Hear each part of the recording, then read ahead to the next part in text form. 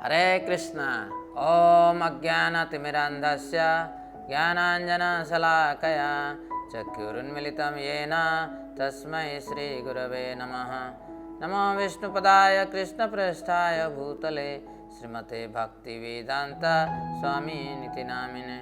नमस्ते सरस्वती देवे गौरवाणी प्रचारिणे निर्विशेष शून्यवादी पाश्चात्य देशतारिणे। आप सबका भगवद गीता ऑनलाइन कोर्स में स्वागत है। हम चर्चा कर रहे हैं जड़ चेतना यानी कि शारीरिक चेतना क्या है और शारीरिक चेतना से हम कैसे मुक्त हो सकते हैं। इसको आगे बढ़ाते हैं इस चर्चा को। फिर जीव यानी कि आत्मा अपनी चेतना शुद्ध करके ही आंतरिक रूप से जागरूक हो सकता है। इसका अर्थ है कि हम सोचते हैं कि हम जागरूक हैं, हम जागरूक नहीं हैं। कि हमारा शरीर गतिशील है, कार्यशील है, और शरीर की कार्यशील ये प्रकृति के प्रभाव से हो रहा है, और शरीर के अंदर जो है आत्मा वो चुपचाप बैठे हुए हैं।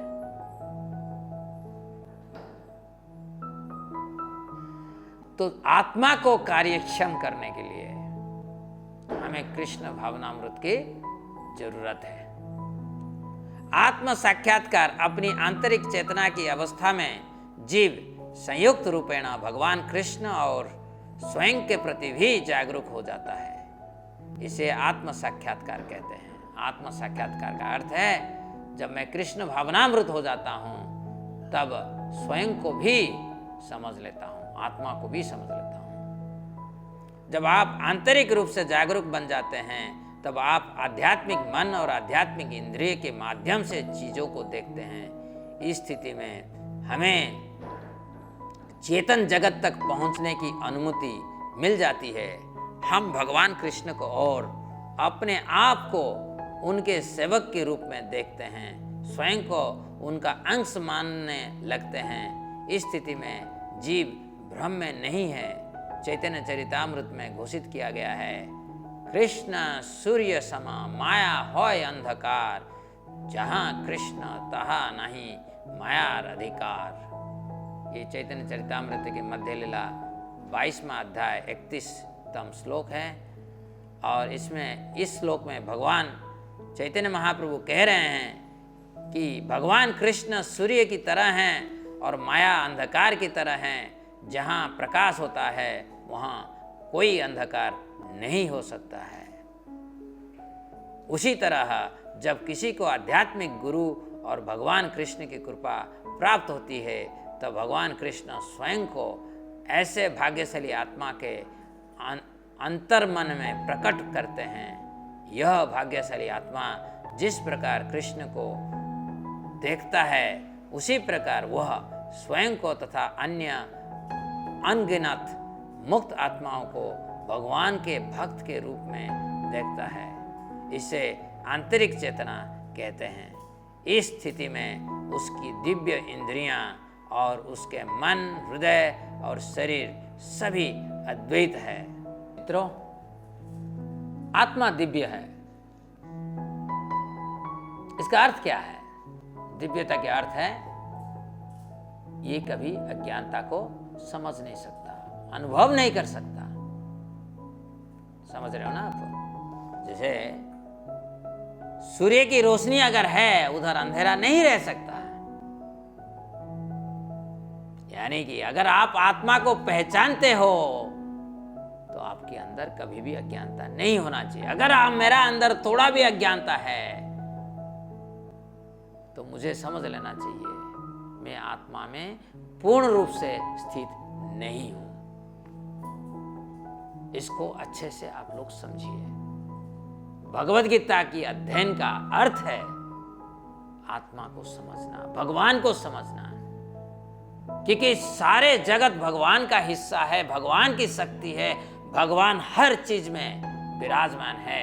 और जब कृष्ण भावनामृत में मैं रह जाता हूं, मुझे भगवान कृपा करके अपने आप को साक्षात्कार दिलाते हैं। जैसे चैतन्य महाप्रभु चैतन्य चरितामृत में कहते हैं, जीवेर स्वरूप है कृष्णर नित्य दास। मेरी मुक्त अवस्था में मैं भगवान कृष्ण का शाश्वत सेवक हूं। हनुमान जी राम जी का शाश्वत सेवक है। हनुमान जी कभी भगवान नहीं है। नारद जी भगवान कृष्ण का शाश्वत सेवक है। नारद जी कभी भगवान हो नहीं सकते, ना कभी होने का सोच भी सकते हैं। इस स्थिति में मैं स्वाभाविक रूप से कृष्ण भावनामृत में हूं। मैं चेतन जगत में स्थित हूं और मैं अपने शारीरिक भागों से अलग नहीं हूं। कृष्ण की दास एक छोटा सा पद भी नहीं है, एक आध्यात्मिक पदवी है, आध्यात्मिक स्थिति है। कृष्ण की दासत्व को जब हम प्राप्त कर लेते हैं तो मैं चेतन जगत में स्थित हो जाता हूं और मैं अपने आध्यात्मिक शरीर से अलग नहीं हूं। भगवान की दासत्व को जब मैं प्राप्त कर लेता हूं, मेरा एक आध्यात्मिक शरीर बन जाता है। आध्यात्मिक शरीर को मुझे प्राप्त होता है और उस आध्यात्मिक शरीर में मैं आत्मा और शरीर को अलग नहीं कर सकता हूं। इस भौतिक जगत में ये शरीर और मैं आत्मा अलग है, संपूर्ण रूप से अलग है। मृत्यु के समय में शरीर की समाप्ति हो जाता है, विनाश हो जाता है, आत्मा दूसरा शरीर को चले आता है, परंतु आध्यात्मिक जगत में आत्मा और आध्यात्मिक शरीर एक है। इस स्थिति में मैं स्वाभाविक रूप से कृष्ण भावनामृत में हूं। मैं स्वाभाविक रूप से भगवान के गुणों, धाम, नाम और उनकी असीमित लीलाओं से आकर्षित रहता हूं। यही स्थिति कृष्ण चेतना है जिस पर मैं मुक्ति के समय ध्यान केंद्रित करूंगा। यानी कि अगर मैं कृष्ण भावनामृत में रहता हूं, ऑब्वियसली जब मृत्यु आता है किसको याद करूंगा? कृष्ण को याद करूंगा, दिव्य जगत को याद करूंगा, कृष्ण को बड़े बड़े भक्तों के बारे में याद करूंगा। परंतु अज्ञानता का गहराई से मैं कैसे निकलूं? ये बहुत बड़ा समुंदर है अज्ञान का, उसको कैसे पार कर लूं? जब कोई व्यक्ति यह पहचानने में समर्थ हो जाता है कि उसकी चेतना भयावह है और स्वयं को शुद्ध करने की कोशिश करता है, तो भगवान कृष्ण उस सच्चे आत्मा को आध्यात्मिक गुरु के पास भेजते हैं, जो हमें हमारी आंतरिक शत्रु को नष्ट करने में और हमारी प्रदूषित चेतना को शुद्ध करने में मदद करते हैं। लेकिन इसके स्थान पर यदि हम अपनी चेतना की भयावहता को नहीं पहचानेंगे तो हमें सदा पीड़ा सहते रहना पड़ेगा। इस संदर्भ में आदि शंकराचार्य की एक प्रसिद्ध कविता है जो हमारी असहाय स्थिति का चित्रण करती है और सिखलाती है कि हमें कैसे भगवान कृष्ण की शरण लेनी चाहिए। हम डरते नहीं हैं हमारा वर्तमान स्थिति से। ये हमारा सबसे बड़ा दुर्भाग्य स्थिति है। ये विडंबना है कि हमारा शारीरिक चेतना इतनी भयावह है, इतना दूषित हो चुका है, इतना कलुष हो चुका है, उससे हम डरते नहीं हैं। परंतु आदि शंकराचार्य हमें इसके बारे में सोचने के लिए मजबूर कर रहे हैं और कह रहे हैं, पुनरपि जननम पुनरपि मरणम पुनरपि जननी जठरे शयनम इह संसारे बहु दुस्तारे कृपया पारे पाहि मुरारे। बार बार जन्म, बार बार मृत्यु, बार बार माँ के गर्भ में शयन, इस संसार से पार पाना बहुत कठिन है। हे कृष्ण, कृपा करके मेरी इससे रक्षा करें। कभी ऐसे आप प्रार्थना किए हैं? आदि शंकराचार्य हमें प्रेरित कर रहे हैं, अनुप्रेरित कर रहे हैं। हे बद्धजीव, समझ ले, ये दुनिया की यात्रा की कष्ट को, बार बार संसार की मोह से आकर हम सड़ रहे हैं, और अभी कृष्ण की चरणों को ध्यान करो, कृष्ण में भावित हो और प्रार्थना करो कि मुझे ये अज्ञानता और स्वीकार नहीं है। प्रदर्शित चेतना की वर्तमान स्थिति में हम बद्ध आत्मा दुनिया की द्वंद्व में बंध जाते हैं और बार बार जन्म, बुढ़ापे एवं रोग से गुजरते हैं। यह बद्ध आत्मा त्रिविध क्लेश के अधीन है, जैसा कि यहाँ समझाया गया है। 3 तरह की क्लेश, आध्यात्मिक क्लेश, आधिभौतिक क्लेश एंड आधिदैविक क्लेश। कभी सुने हैं इसके बारे में? चलिए इसके ऊपर भी चर्चा कर लेते हैं। आध्यात्मिक क्लेश, यह पीड़ा स्वयं के शरीर एवं मन के कारण होती है। अभी कोरोना पैंडेमिक चल रहा है और सूचना आ रहा है कि बहुत सारे लोग डिप्रेशन में पड़े हुए हैं, मन रोग में पीड़ित हैं और बहुत सारे खुदकुशी भी कर रहे हैं। कोई 7वीं मंजिल से तो कोई 10वीं मंजिल से कूद रहा है। रोग, अवसाद, तनाव और चिंता इस क्लेश की अभिव्यक्तियां हैं। जब तक किसी का शरीर इस भौतिक संसार में है, वह इस प्रकार दुख प्राप्त करता रहेगा। हमें इसका व्यवहारिक अनुभव है कि इस जगत में ऐसा कोई नहीं है जो रोग से, चाहे वह छोटा हो या बड़ा, पीड़ित ना हुआ हो। मानसिक रोग एवं मनोवैज्ञानिक समस्याएं आज के समाज में बहुत ही सामान्य है। महान व्यक्तित्वों जैसे रोनाल्ड रीगन ने अल्जाइमर से और मार्गरेट थैचर ने डिमेंशिया से अत्यधिक कष्ट पाया। मित्रों, आध्यात्मिक क्लेश, जब आप छोटे थे, बच्चे थे, तब भी था। जब आप बड़े हुए तब भी था, तब भी है, और आगे जब वार्धक्य आएगा तब भी रहेगा, और मरने के बाद भी ये आध्यात्मिक क्लेश आपको कभी नहीं छोड़ेगा। यानी कि ये संसार जो है दुखालय है। कोई नहीं कह सकता है आपको दुख प्राप्ति नहीं होगा। आप हर समय दुख प्राप्ति करते हैं। आप देखिए, कोविड पैंडेमिक चल रहा है, सब डरे हुए हैं, सब डरे हुए हैं। अपने जो हैं, अगर उनको भी हो गया कोरोना तो कहते भाई दूर भागो, हमारा घर को मत आओ। तो ऐसे डरावनी हो गया है। कुछ सूचना आई है अभी कि हस्बैंड वाइफ को अलग कर देता है। इस तरह कभी सोच में लोग उलझ चुके हैं। यानी कि ये जो आध्यात्मिक क्लेश किसी को बर्बाद कर सकता है। और स्पेसिफिकली अगर आप डिप्रेशन में चले गए तो बहुत ये मानो कि आप अपने आप को संपूर्ण रूप से बर्बाद कर चुके हो। आध्यात्मिक क्लेश से, आधिभौतिक क्लेश, आधिदैविक क्लेश से अगर आप छुटकारा पाना चाहते हो, भगवान के नाम को लीजिए। हरे कृष्णा कृष्णा कृष्णा हरे हरे, हरे राम राम राम हरे हरे। आधिभौतिक क्लेश, यह पीड़ा अन्य जीवों के कारण होती है।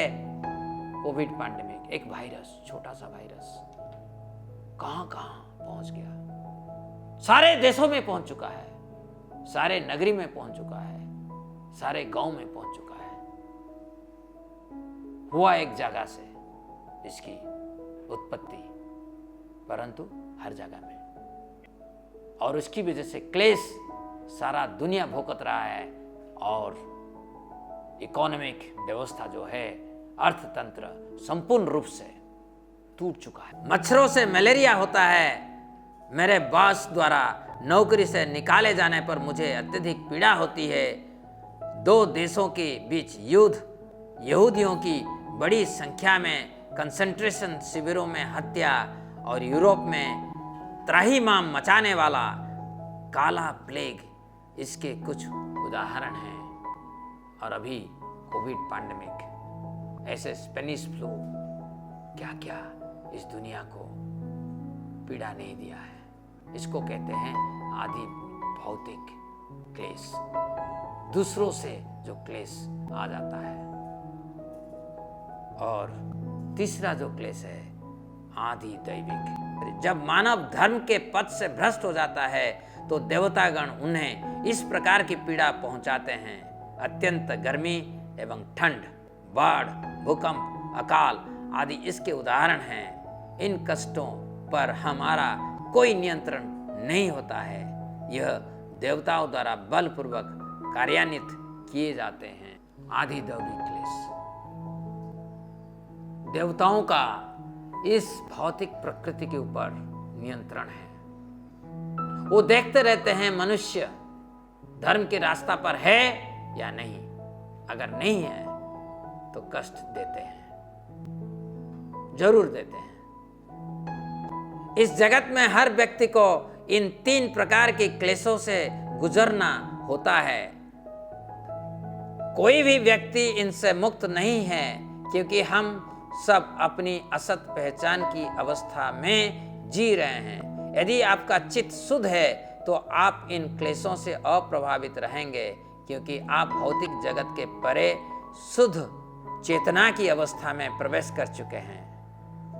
ये सभी पीड़ाएं उनके लिए हैं जो इस भौतिक जगत से बंधे हुए हैं। लेकिन जो अपने आप को इस जगत से अलग कर लेते हैं वे इन 3 क्लेशों से मुक्त रहते हैं। मित्रों, इस दुनिया में 3 क्लेश हर समय रहेगा। ये शाश्वतमय है, शाश्वतमय है। ये क्लेश जो है इस दुनिया जब तक रहेगा तब तक ये रहेगा। ये 3 क्लेश, आप इससे कभी मुक्त नहीं हो सकते। परंतु अगर आप आध्यात्मिकता को प्राप्त कर लिए तो ये क्लेश आपको स्पर्श नहीं कर सकता है। इसीलिए आपको आत्मज्ञान को समझना चाहिए, उसको प्राप्त करना चाहिए, उसके लिए आपको कोशिश करना चाहिए। प्रत्येक बद्धात्मा को इन 3 कठिनाइयों से गुजरना होता है, जबकि आत्मा अपनी शुद्ध अवस्था में सच्चित आनंदमय रहती है। आप आत्मा की वास्तविक अवस्था देख सकते हैं, जो कि हमेशा प्रसन्न, ज्ञान से पूर्ण एवं अविनाशी होती हैं। एक व्यक्ति भक्ति की प्रक्रिया के माध्यम से अपनी चेतना को शुद्ध करके अपनी वास्तविक अवस्था को प्राप्त कर सकता है। हम इस कलयुग में कृष्ण के पवित्र नाम हरे कृष्णा कृष्णा कृष्णा हरे हरे, हरे राम राम राम हरे हरे का जप करके अपनी अपवित्र चेतना को शुद्ध कर वास्तविक स्वरूप को पा सकते हैं। बृहद नारदीय पुराण में वर्णित है, हरेर नाम एव केवलम कलौ नास्त्येव गतिरन्यथा। कलह एवं आडंबर के इस युग में भगवान के पवित्र नाम का जप ही मुक्ति का साधन है। दूसरा कोई और उपाय नहीं है, कोई और उपाय नहीं है, कोई और उपाय नहीं है। इस श्लोक में 3 बार पुनरावृत्ति का महत्व यह है कि हरे कृष्ण महामंत्र का जाप शुद्ध चेतना प्राप्त करने का निश्चित और एकमात्र साधन है, और यही रास्ता चैतन्य महाप्रभु द्वारा सिखाया गया है। मित्रों, हम इस वीडियो में ये चर्चा किए कि कैसे आत्मा की ज्ञान अगर मेरा पास है तो मेरा अंदर अज्ञानता नहीं हो सकता है, और आत्मा का ज्ञान मुझे प्राप्त होता है कृष्ण की कृपा से। इसीलिए मुझे हर समय कृष्ण भावनामृत में रहना चाहिए। सबसे अच्छे तरीका है कृष्ण भावनामृत में रहने के लिए भगवान के नाम, जो कि उनसे अलग नहीं है, अभिन्न है, उस नाम को आप जपिए। हरे कृष्णा कृष्ण कृष्ण हरे हरे, हरे राम राम राम हरे हरे। और ये भी हम चर्चा किया कि इस दुनिया में त्रिविध क्लेश है और इस दुनिया में कोई नहीं है ऐसे जो त्रिविध क्लेश से पीड़ित नहीं होता है। जैसे एक राजा से शुरू करके एक स्वीपर तक, एक गांव वाला से शुरू करके एक न्यूयॉर्क वासी तक, सभी इस पीड़ा से पीड़ित होते हैं, इस त्रिविध क्लेश से पीड़ित होते हैं। परंतु जो आत्मज्ञान में स्थित है, जो आत्मा को प्राप्त कर चुका है, आत्म साक्षात्कार कर चुका है, भगवान को प्राप्त कर चुका है, दिव्यता को समझ चुका है, दिव्य आकाश में पहुंच चुका है, उसको ये त्रिविध क्लेश कभी भी स्पर्श नहीं करेगा। हरे कृष्ण।